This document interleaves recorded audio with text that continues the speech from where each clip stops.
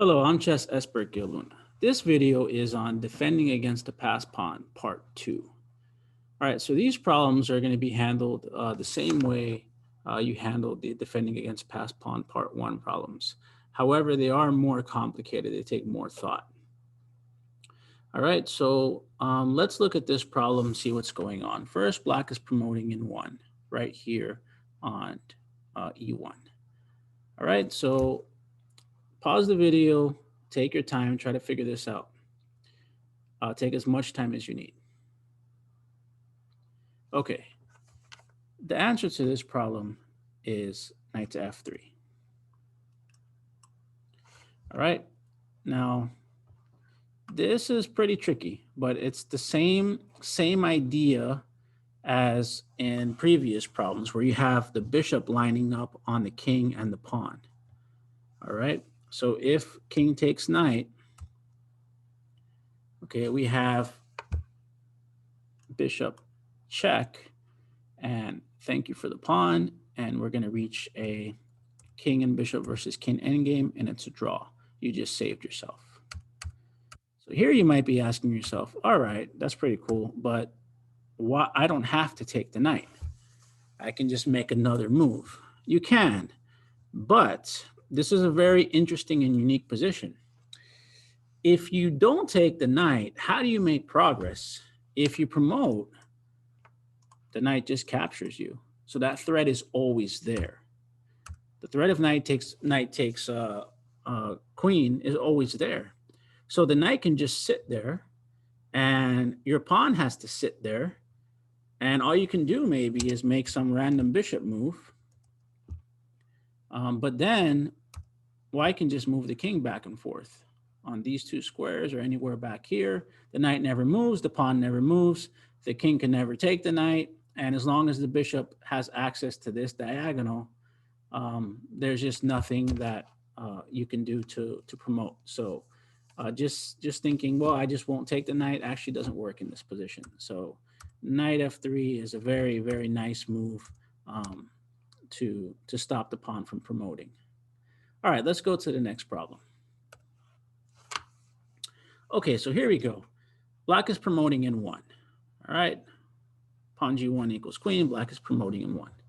So take your time, as much time as you need, pause the video, and try to see if you can figure out this next defensive problem. Okay, so if you found bishop to f1, excellent. All right, so this is a nice, tricky move. We're playing bishop f1, we're attacking the g pawn, and white's objective in this position is to simply take both pawns, right? We got to take the g pawn and the h pawn.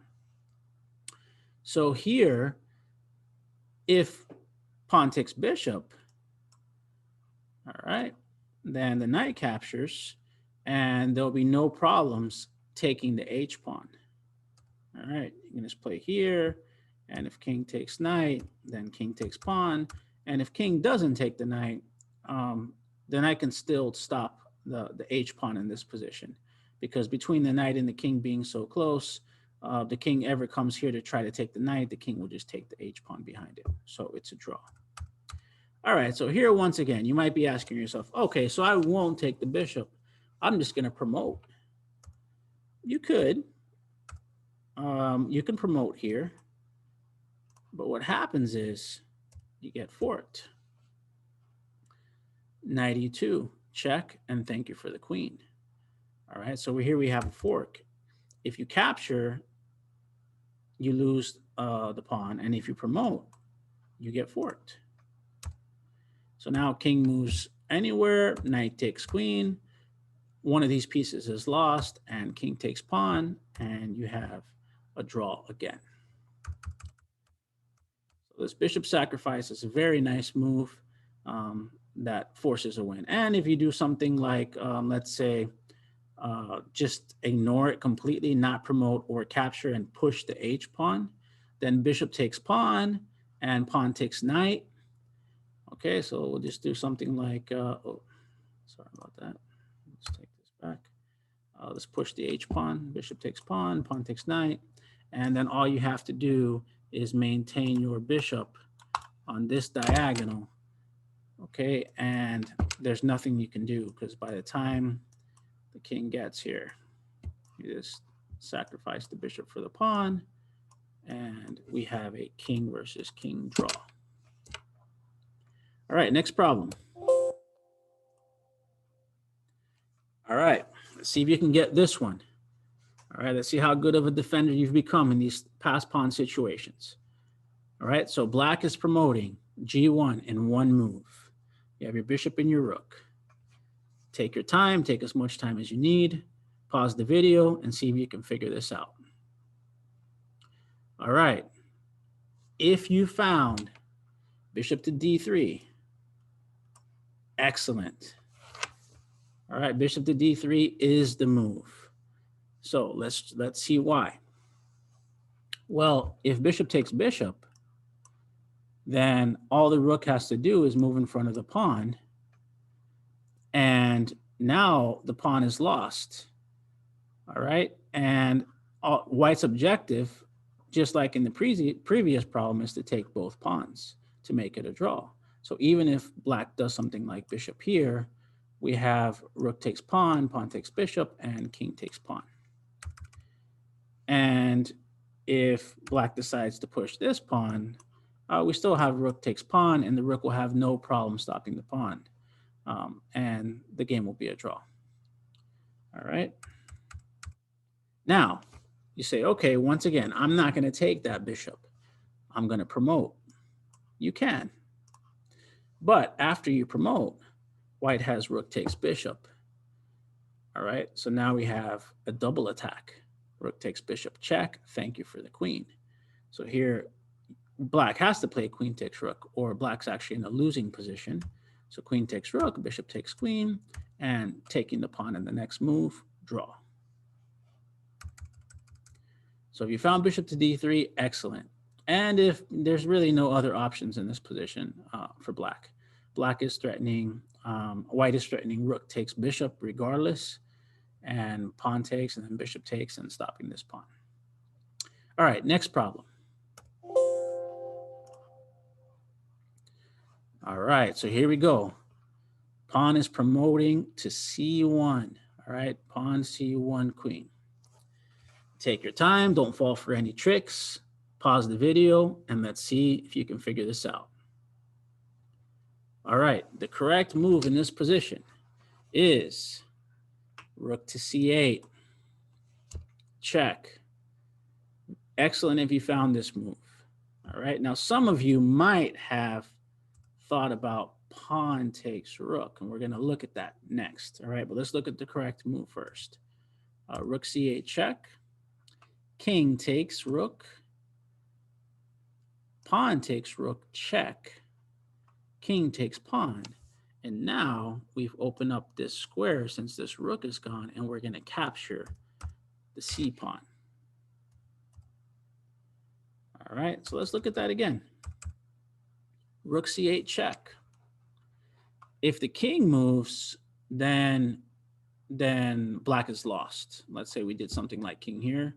We have pawn takes rook, taking the C pawn with the rook, cutting off the king, and promoting in one. All right, so there's really no option in this position. The king has to take the rook. We capture with the pawn check. Black takes the pawn, and the pawn has been stopped. Now, if you decided on this move of pawn takes rook, thinking, okay, once the pawn promotes, I'm gonna do a double attack. I'm gonna do a skewer here, X-ray attack on this king, and I'm gonna take this queen. It's a nice idea. The problem is you never get a chance to do it, because the second that black promotes, you're in check. All right, so that's the difference in this position. If it wasn't for the check, then this move would also work. Like, let's say the king was here on A2, for example. You could do pawn takes rook, promote to a queen, rook C8 check, thank you for the queen, and white is winning. All right, but because this is a promotion with check, pawn takes rook is the wrong move. All right, next problem. This pawn is promoting in 2. All right, The king is too far away to get there. Let's see what you can finesse out of this position. See if you can stop this pawn. All right, so go ahead, pause your video, and see what you can figure out. Good luck. All right. If you found king e1, excellent. All right, king e1. Now, maybe you didn't consider king e1 because you thought, wait, I'm never going to get to that pawn in time, right? Because the rule of the square teaches us that the king is outside of the square and the pawn is promoting in 2. You're never going to get to the pawn in time. That's right, but that's not why we're moving the king that way. We're moving the king that way so that we can play knight d1 check. So pawn pushes, knight d1 check, king moves, and knight f2, stopping our pawn. So let's look at that again. King shifts over, knight check, king over, knight there, stopping the pawn from promoting. Thank you very much for watching. I hope you learned something and I hope you enjoyed this video.